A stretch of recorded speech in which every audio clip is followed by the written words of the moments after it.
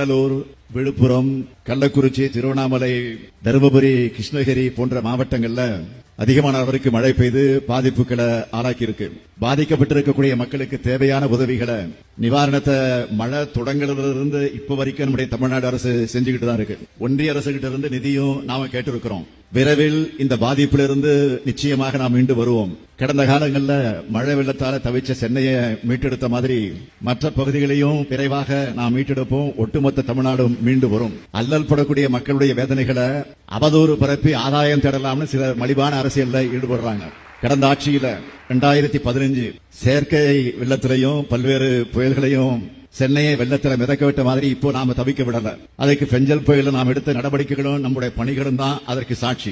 பொதுமக்கள் முன்வைக்கக்கூடிய நியாயமான புகார்களை, விமர்சனங்களை, அவங்களுடைய குறைகளை கவனத்தில் எடுத்துக்கிட்டு அதை தீர்க்க செயல்படுறோம். நம்ம அரசியல் மக்களுடைய குரல் கேட்கப்படுது. அவங்களுடைய தேவைகளை தெரிஞ்சுக்க முயற்சிக்கிறோம். அதனாலதான் மழை நின்று அடுத்த சில நாட்களிலேயே சென்னையோட அடுத்த கட்ட வளர்ச்சிக்கான திட்டங்களை தொடங்கி வைக்க நாங்களும் நீங்களும் இங்க வந்திருக்கிறோம்.